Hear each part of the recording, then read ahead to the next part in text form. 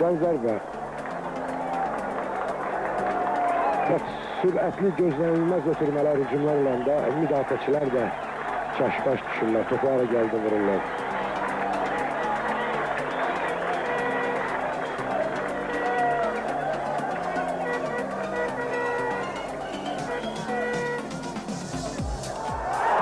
Gol atçının İgor Panamarov topu İskəndər Cavadova vurdu. Ötürmə çox yaxşı idi. Təkrar görürsünüz. Bax, sərgər dəqiqliyi buna deyirlər.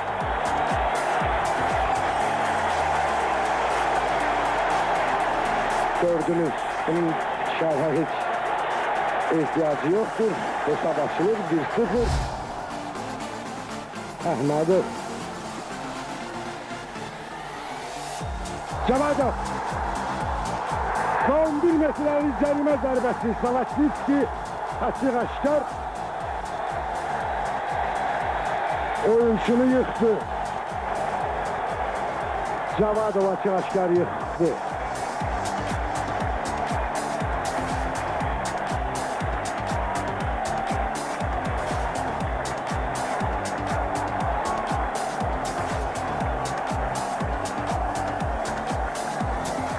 Igor Panamarov ve Zalaçnitski.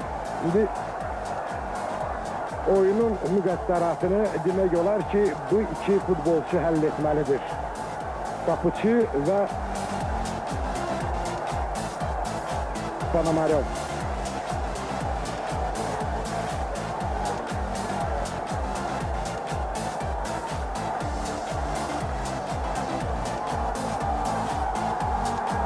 Evet, kapıdan geçir. Panamarov hesabı artırır. 3-2 oyunun kurtarmasına ise düz 10 dakika kalır. Evet, kapıdan geçir.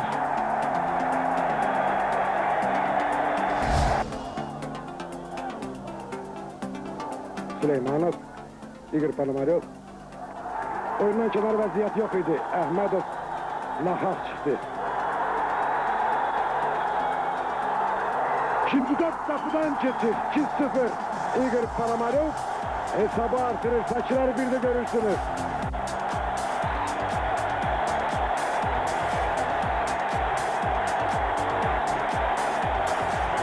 Top onsuz da kapıdan geçecekti. 2-0 sargı yoktur. Panamarov topu kapıdan geçirir, yoksa maşallah Ahmedov. Ama Menele gelir ki top artık kapıdan geçmişti.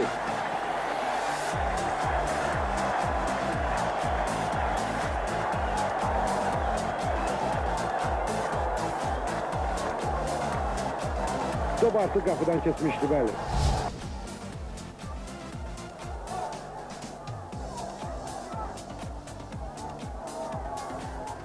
Cavadov. Yok, alınmadı.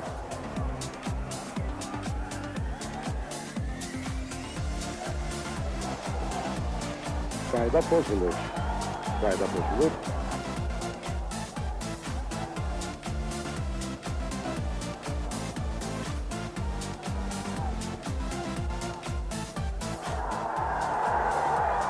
Ve üçüncü top kapıdan geçir. Yaşar Vahapzade üçüncü topu kapıdan geçirir. 3-1. Çok lazımlı goldur. Çok lazımlı.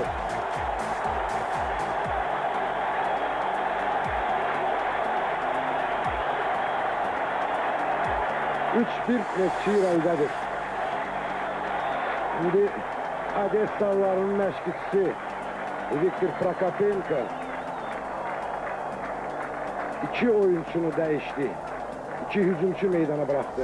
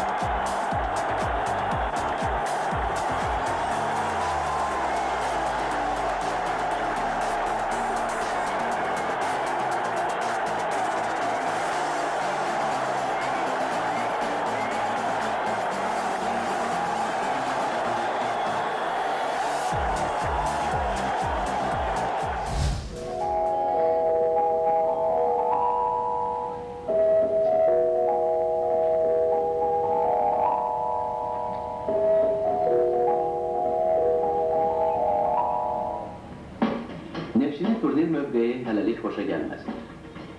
Futbolçularımız bu mövsümdə zəif çıxış edir, maraqsız, inamsız oyun nümayişində.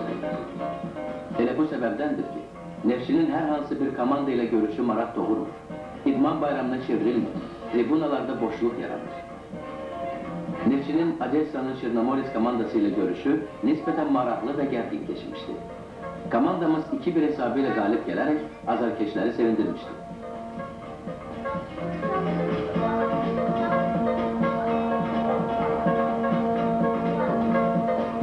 Bəs sonraki oyunlarda necə?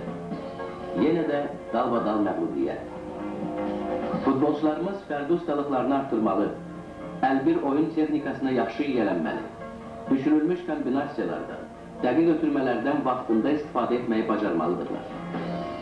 Neftçinin bugünkü oyun texnikası futbolçuları və məşqçiləri ciddi düşündürməlidir. Biz istəyirik ki, Neftçi 60-cı illərdəki şöhrətini qaytarsın, uğurlu çıxışları ilə pərəstişkarlarını sevindirsin. Bunun üçün Neftçinin potensial imkanları var.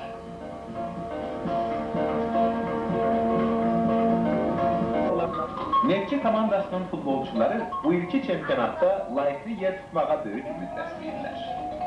Komandanın baş məşqçisi Ruslan Abdullayev. Biz məşqçilərə bir vəzifə olaraq tapşırdık ki, Olimpiya oyunları və dünya çempionatında oynamağa ölkənin yığma komandaları üçün layıqlı, təcrübəli oyuncular hazırlayır. Hazırda bizim komandada belə oyuncular var. Valeri Panchik və İskəndər Cavadov SSR yığma komandasının tərkibində Yeni Zelandiya turnirlərində iştirak edirlər. Yığma komandaya namizədlər də var. Əminəm ki, bu yaxınlarda onlar da Olimpiya komandasının tərkibinə daxil olacaqlar.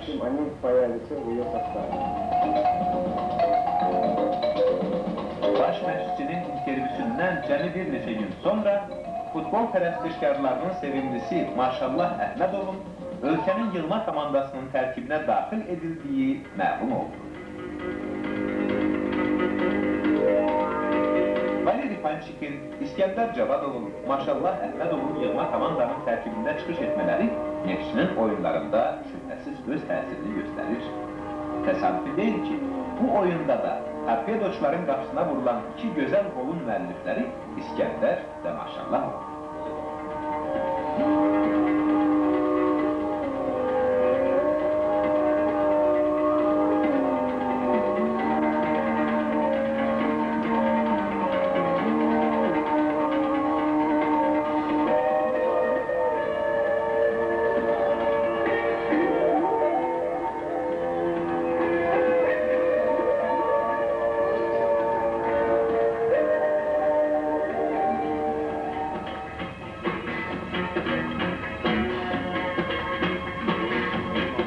SSR-nin klublardan ibarət yığma komandası ilə Rumıniyanın Olimpiya futbolçuları arasında beynəlxalq yoldaşlıq görüşü Bakıda Vladimir İlyich Lenin adına Respublika stadionunda keçirildi.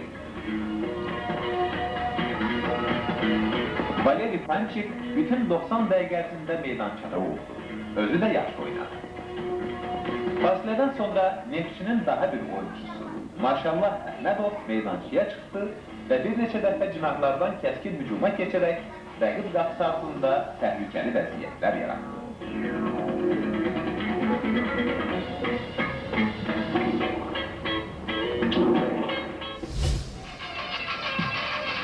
Futbol üzrə 50-ci SSR çempionatının Bakıda keçirilən bütün oyunlarında Lenin adına Respublika stadionunun tribunaları dolu idi.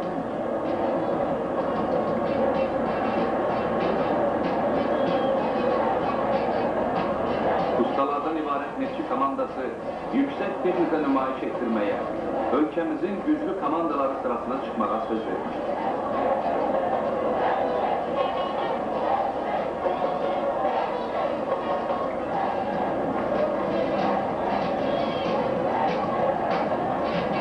Komandanın baş məşqçisi Sevidov, Neftçini hətta Beynəlxalq Futbol Federasiyası yarışlarına çıxarmağı vəd etmişdir. Lakin çempionatın gedişi göstərdi ki, futbolçularımız yarışlara tam hazır deyil. Oyuncuların bütün ciddi cəhdinə baxmayaraq, nəticə heç də komandamızın xeyrinə olmadı. yaranmış gol vəziyyətləri tamaşaçılara sevincdən çox həyəcan bəxş edir. Beləliklə, Neftçi birinci dövrədə 15-ci yeri tutdu. Güclülər dəstəsindən çıxmaq təhlükəsi qarşısında qaldı. Səbəb nə idi görürsən? Qocaman azarkeş, Profesör Mirəli Seyirovu da elə bu sual düşünür. Mən əslində baxsam, Neftçini çox sevir, onun uğurları ilə çox sevinir, eləcə də onun bəzən uğursuzluqları ilə həddən ziyadə kədərlənirəm. Və hərdən öz-özümə düşünürəm ki, axı, niyə bizim Neftçimiz ayrı-ayrılıqda onların oyuncuları kamil oyunculardır? Mən elə bir oyuncu bizdə heç tanımıram ki, deyəm ki, bu pis oyuncudur. Elə deyil. Hamısı kamil, yetkin, yüksək texnikaya malik oyunculardır. Ancaq bunlar bəzən ki, uğursuz hərəkətlər ilə, uğursuz oyunlar. Bu biz ki, tamaşaçıları çox narahat edir və eləcə də kədərləndirir. Mən istəyirəm deyəm ki, nə üçün, məncə, nə üçün bu uğursuzluqlar bəzən olur? Bu hər şeydən qabaq oyuncuları yaxşı oyuna hazırlamaq lazımdır.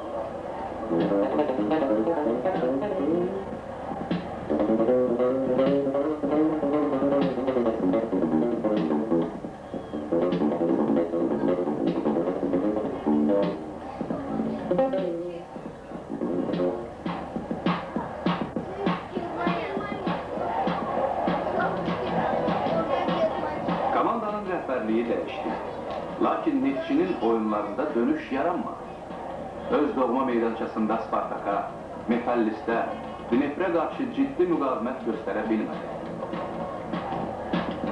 Bununla belə stadionun tribunaları yenə də dolu idi. Komandadan ümidini üzmüş futbol azarkeşləri lotereya oyunlarında bəxtlərini sınamaq üçün yarışa da baxmağa məcbur idilər. Stadiondan 5-6 nəfər sevinclə evə dağıldı. 40 minə yaxın tamaşaçı isə növbəti oyunu intizarla edirdi. Oyunların mənzərəsi isə dəyişmək bildi.